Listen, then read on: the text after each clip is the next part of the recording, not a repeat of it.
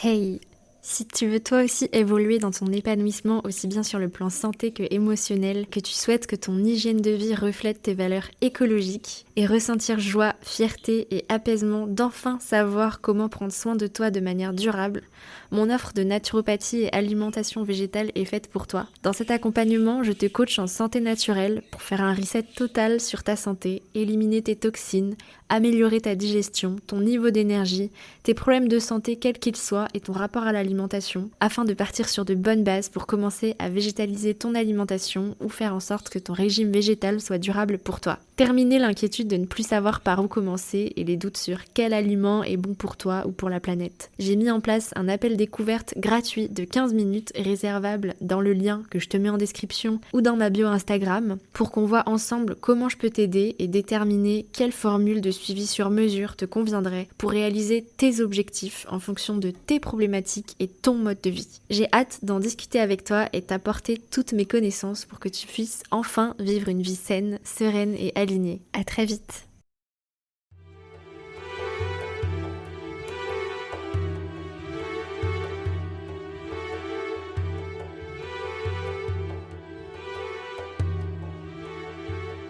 Hello tout le monde, j'espère que vous allez bien. Comment s'est passé votre été? J'espère qu'il a été reposant et riche en expériences et en moments de joie.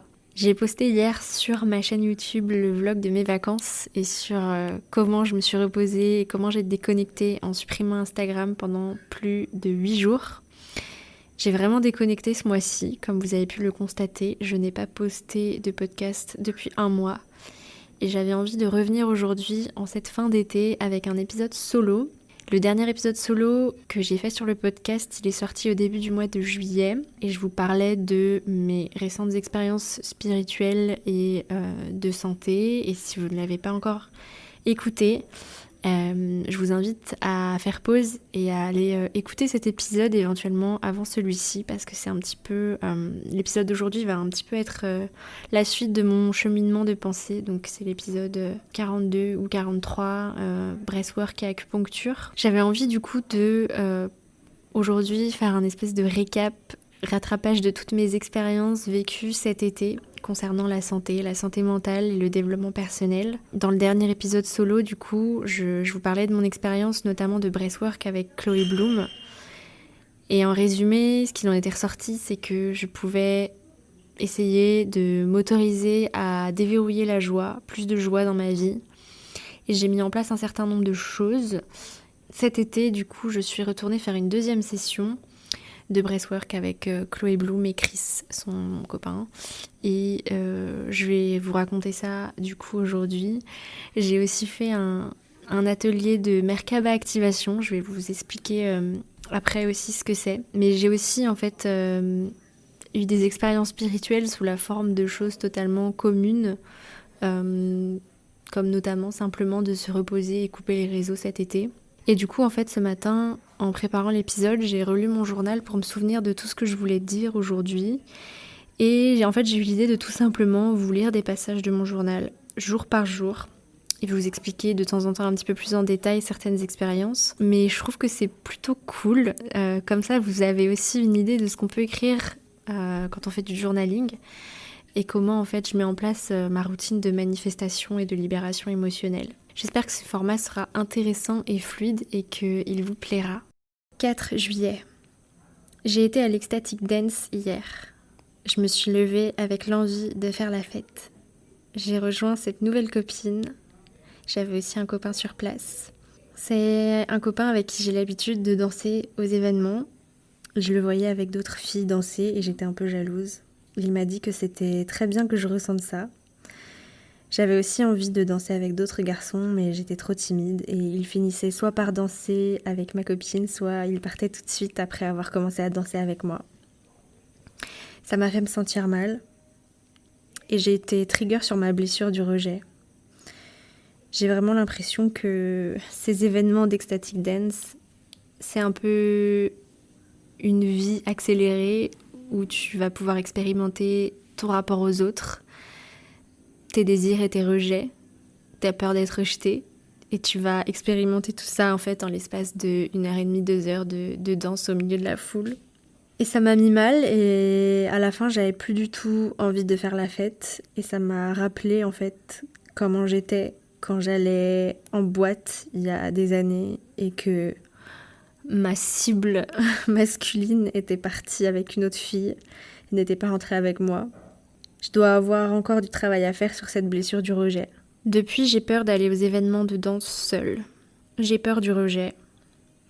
L'ecstatic dance, ça me rappelle les soirées où je voulais briller, mais où je revenais toujours avec un sentiment d'humiliation et de rejet. Je me suis demandé ce que je devais faire. Y retourner et travailler sur cette blessure de rejet et sortir de ma zone de confort et y aller seule. Je me suis aussi demandé si ça me plaisait vraiment et si c'était pas encore un truc, tout comme les soirées où j'allais, que je veux faire pour être parmi les gens cool. Est-ce que je ferais pas mieux de rester chez moi, à faire ma vie dans mon coin, à travailler, avancer sur mes projets? Est-ce que je ressens de la FOMO, the fear of missing out? Est-ce que je dois m'obliger à sortir de ma zone de confort? Est-ce que c'est pas aussi une solution de facilité de rester seule? Pourquoi je suis pas à l'aise pour rencontrer des gens et connecter dans la vraie vie? Pourquoi je suis toujours beaucoup plus à l'aise de rencontrer des hommes quand c'est virtuel, c'est-à-dire sur les applications de rencontres et jamais en vrai? J'ai envie d'y aller, mais en même temps, j'ai pas envie. Et je déteste ce sentiment de regret d'avoir loupé un truc et de se dire que sortir et rencontrer des gens, ça aurait pu nous apporter quelque chose et que finalement, on a eu la flemme et qu'on n'a pas été assez courageux. Mais en même temps, j'ai pas envie de faire en fonction des autres. Et si j'ai envie de rester chez moi, il faut que je m'écoute. 13 juillet, pleine lune en Capricorne. Cette pleine lune en Capricorne était le bon moment pour guérir les liens avec la figure paternelle.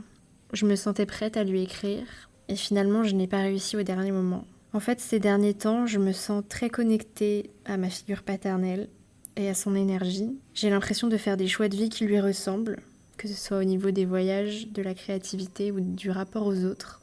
Et je me rends compte que j'avais peut-être des blocages dans ma vie parce que j'avais honte d'avoir des envies similaires aux siennes et de peur de lui ressembler. La honte d'avoir des points communs avec quelqu'un de mauvais, entre guillemets. 16 juillet, le jour de l'atelier de Merkaba Activation.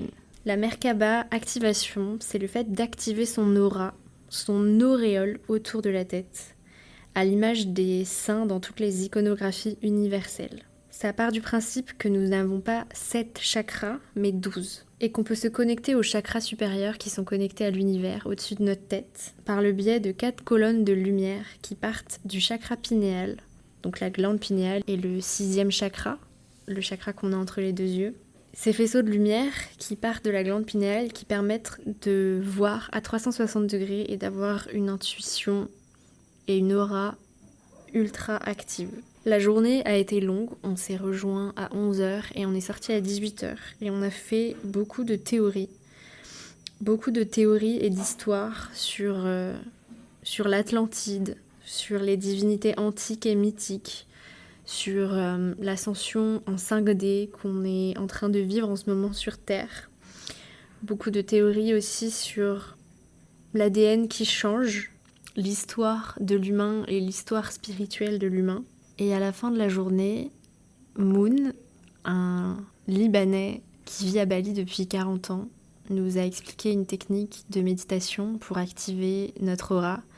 Il s'agit tout simplement de faire une succession de toucher et de visualisation en se touchant la tête aux divers endroits et en imaginant qu'on a des cônes de lumière qui sortent de notre tête et qui forment une aura. C'est beaucoup aussi en lien avec la géométrie sacrée. Et pendant cette méditation et cette activation, c'est assez fou parce qu'on sent vraiment les picotements et les pulsations dans les mains quand on est censé visualiser la lumière qui sort par notre tête. C'est très difficile à expliquer et en vrai, j'ai pas retenu énormément de choses de ces théories et de cette activation. Surtout qu'à la fin de la journée, il nous a dit qu'il fallait qu'on se réactive tous les jours pendant 15 jours pour que ce soit durable et que moi, il m'a dit « Toi, t'inquiète, t'es déjà bien allumée ». Du coup, ça m'a pas trop motivée à continuer tous les matins et c'est vrai que les autres personnes ont trouvé que c'était beaucoup théorique et qu'on avait du mal à faire des liens et à trouver un sens à tout ça. Mais bon, on est quand même resté l'esprit ouvert et le cœur ouvert, mais c'était vraiment perché, genre Ça changeait vraiment des discours BFM TV, parce que là, c'était vraiment bienvenue chez les perchés, quoi. 18 juillet. Gratitude du week-end. Gratitude pour les personnes que je rencontre ici, ce qu'elles m'apportent et leurs opportunités. Gratitude pour l'accueil et la générosité de mes nouveaux amis.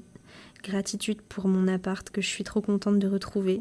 Gratitude pour Bali, ce chakra sacré de la terre qui me porte et me guide, me soutient.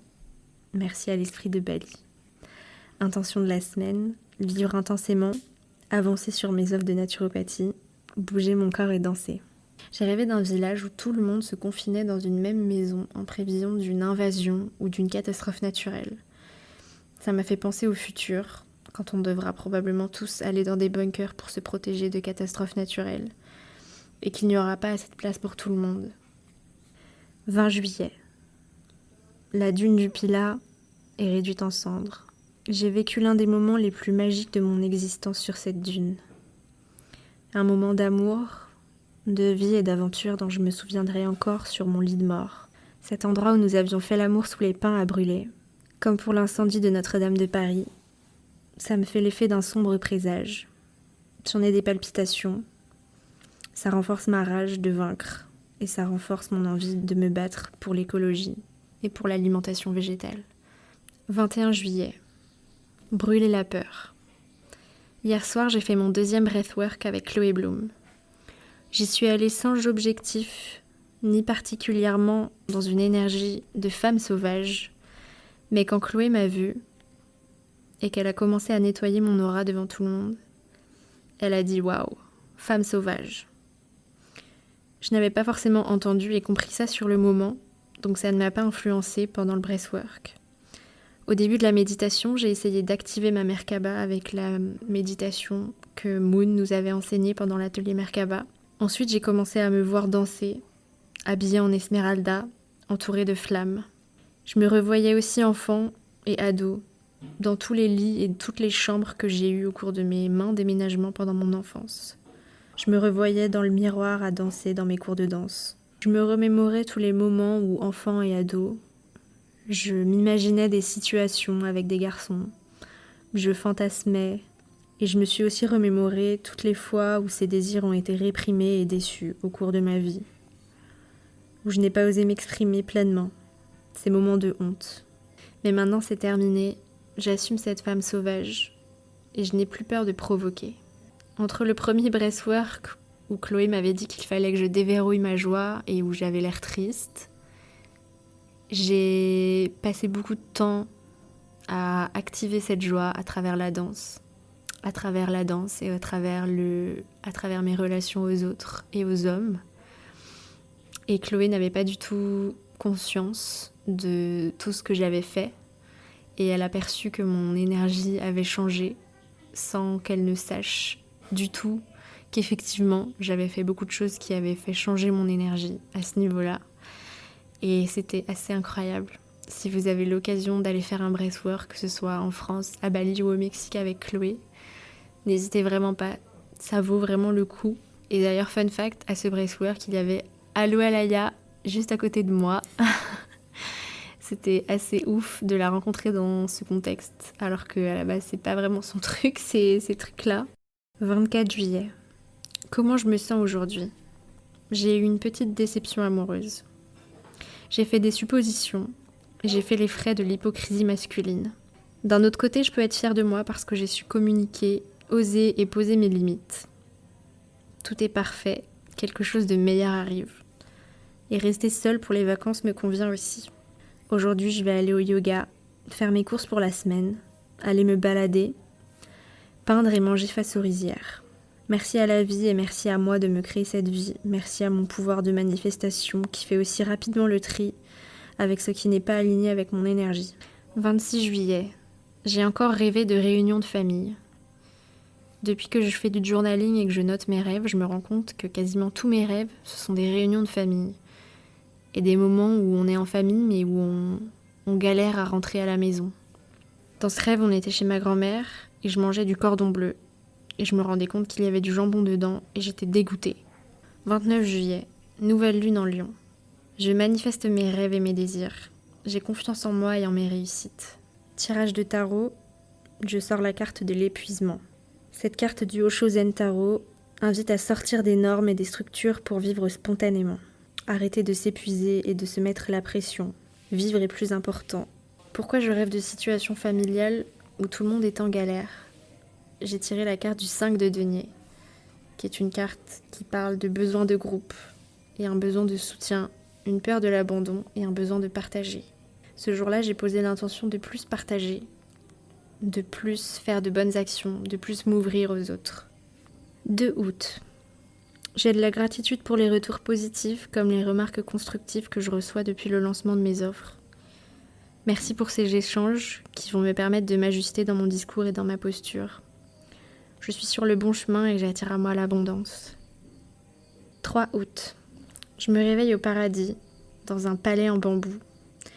J'ai peu dormi, mais c'est tellement reposant.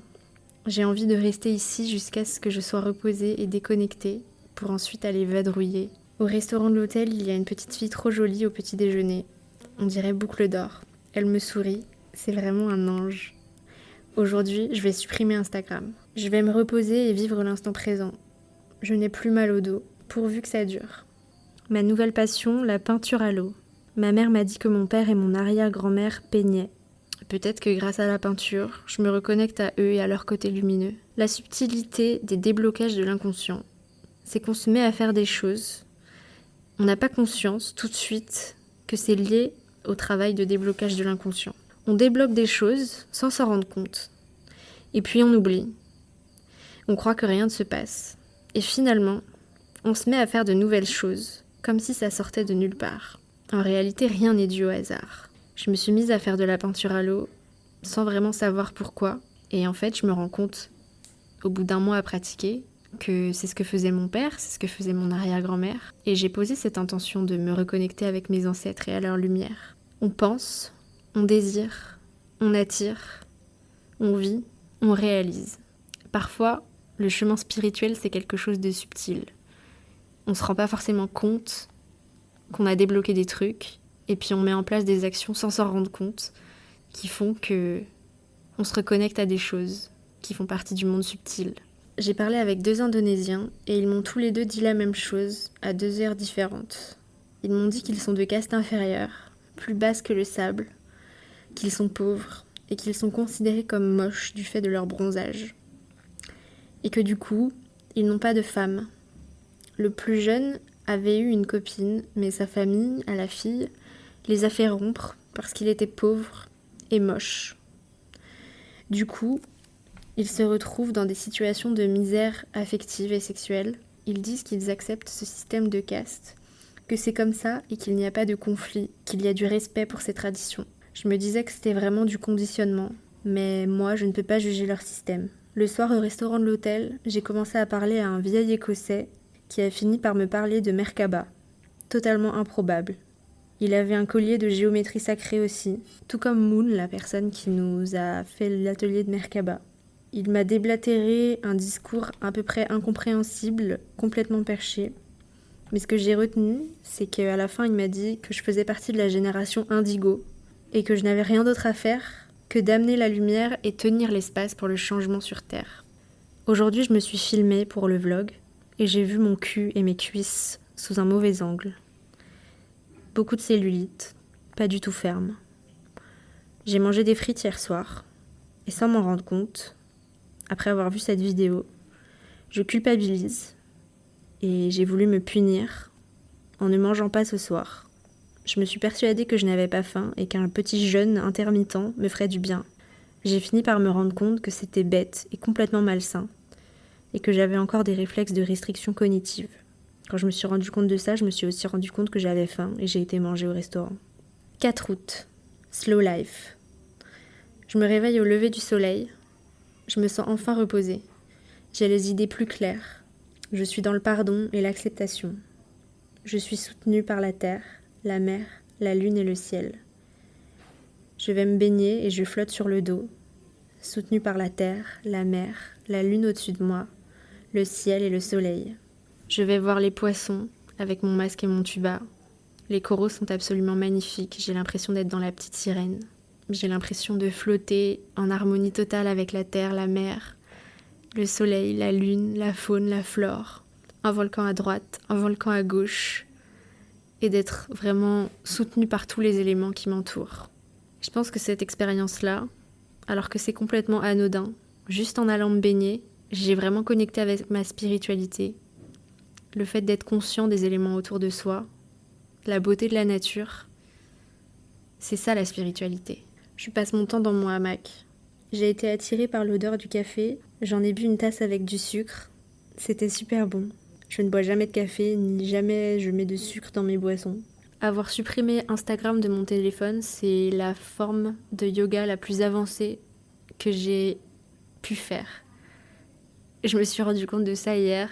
J'ai été à un cours de yoga où le prof a commencé le cours en disant « Ok, on va commencer par faire une forme de yoga très très avancée. » Là, tout le monde s'est retourné vers lui, genre « What ?» Et il nous a dit « Éteignez vos téléphones, mettez-les dans votre sac et mettez-les au fond de la salle. » J'ai trouvé ça très drôle et très vrai.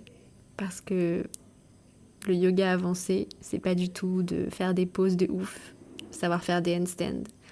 C'est savoir couper et revenir à soi. Accepter le silence et apprécier le silence. 5 août. The only way out is in. La seule façon de se reposer, de sortir du foisonnement du mental, c'est le retour à soi, le silence, l'ennui, ne rien faire.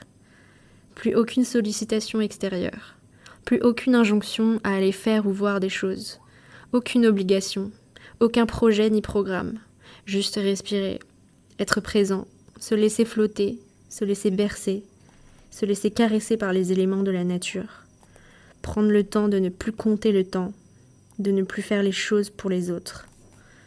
On ne se rend pas compte de tout ce qu'on s'inflige comme stress dans la vie.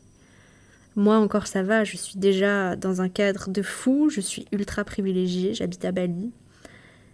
Mais vous vous rendez compte de ce que vous acceptez d'endurer, vous qui m'écoutez dans le métro à 7h du matin?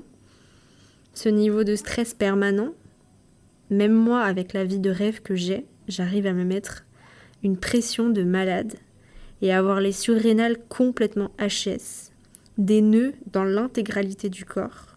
Je vous accuse pas vous, c'est pas votre faute, c'est la société qui nous conditionne à accepter tout ça.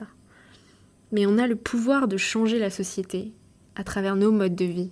Pour cette histoire de nœuds dans l'intégralité du corps, j'ai aussi fait, avant de partir en vacances, un massage et une séance de cupping avec un massage ultra douloureux. Et je me suis rendu compte que j'avais des nœuds partout, même au niveau du crâne, même au niveau des fesses, ça a été l'endroit le plus douloureux.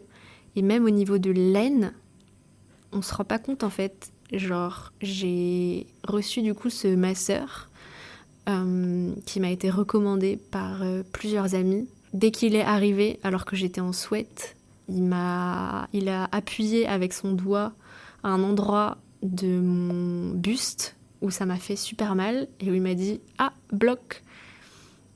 Et il m'a massé l'intégralité du corps en appuyant, en me rabourant. Je sais pas si c'est un mot qui existe. Et j'ai fait que pleurer. J'ai fait que pleurer pendant 1 heure de douleur.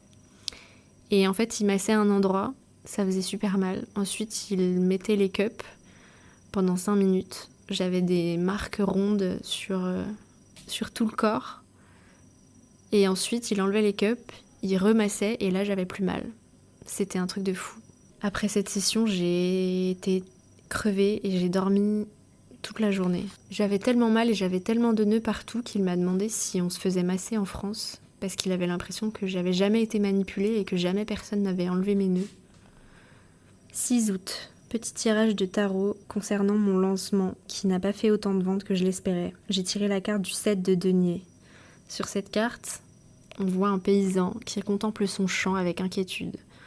Les fleurs ont poussé, mais il a l'air toujours mécontent. Cette carte indique que la récolte n'est pas encore prête, mais qu'elle sera abondante. Ce n'est pas arrivé aussi vite que prévu, mais en continuant à travailler, ça va venir et ce sera fructueux. Dans quelle énergie je vais être ces prochains jours? J'ai tiré la carte du soleil.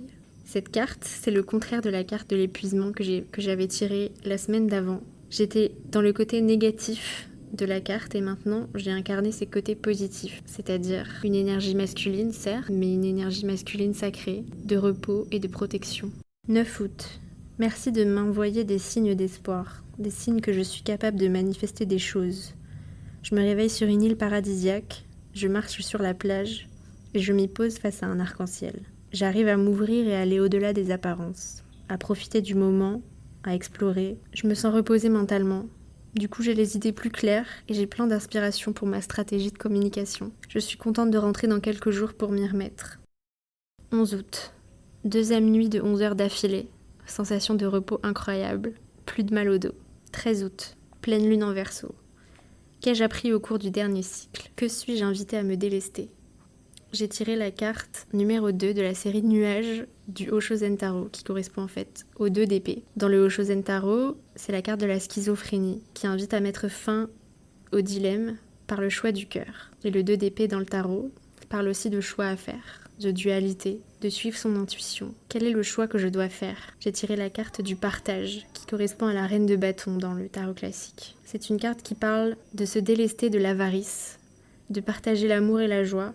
Et ça a fait sens par rapport à mon intention que j'avais posée, de faire plus de bonnes actions, d'activer mon karma et de m'ouvrir aux autres. Comment m'ouvrir aux autres et partager? Se délester de la honte, me laver de la honte de mes désirs, la honte de mon statut de blanche immigrée dans un pays avec une histoire coloniale. 14 août.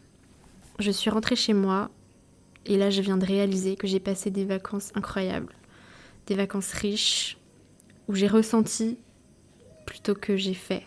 Tout file plutôt que tout doux. Et merci la vie. 18 août. L'univers m'a envoyé un adorable chat qui me comble d'affection. Complètement dépendant affectif, mais je l'adore.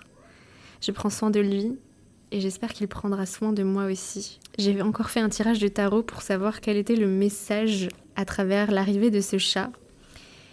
J'ai d'abord tiré la roue de la fortune dans le tarot classique. Et j'ai voulu tirer une autre carte pour une question un peu similaire, toujours avec ce chat. Et j'ai tiré l'arcane numéro 10 dans le Oshozen Tarot, qui correspond au changement, et qui correspond du coup aussi à la roue de la fortune, qui est aussi l'arcane numéro 10 dans le tarot classique. Et c'est une carte qui parle de karma, de la roue de la vie. Et j'ai vraiment compris qu'en fait, ce chat qui était malade, c'était une opportunité de faire une bonne action en le soignant, en dépensant de l'argent pour le soigner. Et c'était trop bien parce que j'avais aussi très envie d'avoir un chat, mais n'étant pas encore complètement stable dans ma vie, n'ayant pas encore ma maison, je voulais pas en adopter un parce que je voulais pas prendre cette responsabilité vu que je suis pas chez moi. Et je me suis dit que ce serait cool si je recueillais un chat qui arrivait tout seul chez moi et que j'avais juste à m'en occuper, et c'est ce qui est arrivé. Donc j'ai vraiment vu ça comme un cadeau de l'univers et une opportunité de prendre soin de quelque chose, d'un petit être vivant, et que ça allait être bon pour mon karma. Concernant mon intention de plus connecter avec les balinais, j'ai aussi eu un signe. J'ai demandé à une serveuse dans un restaurant où elle avait fait sa manucure et elle m'a indiqué le contact d'une balinaise qui fait ça chez elle, et j'y ai été. Et elle m'a accueillie dans sa maison balinaise avec sa famille balinaise. Et elle était trop sympa. On a grave connecté, on a grave sympathisé. Elle m'a fait les ongles avec du gel, des capsules sur les mains, plus du gel sur les pieds. Tout ça pour 12 €. Et je me suis retenue en fait pendant 8 mois d'aller faire une manucure parce que c'était quand même pas donné dans les salons classiques qui ont surtout une clientèle de touristes. Et le fait que quand je me décide à y aller, ce soit avec une balinaise qu'on m'a recommandée et avec qui je sympathise et qui me propose carrément de venir avec elle à un mariage balinais. J'ai trouvé ça incroyable parce que j'aurais jamais pensé que le fait d'aller me faire les ongles, ça allait être ça, ma porte d'entrée vers plus d'opportunités de passer du temps avec des balinais et de me créer un cercle de relations et entrer dans un cercle en fait familial balinais où j'allais pouvoir vraiment m'intégrer dans la culture. Et je pense que la prochaine fois que j'irai faire mes ongles chez elle et que je passerai du temps avec elle et que j'irai à ce mariage, j'essaierai de faire un vlog pour vous montrer tout ça. Parce que c'est vrai que pour moi, c'est super important déjà d'apprendre la langue. Je me suis inscrite à une école de bahasa indonésien pour apprendre la langue.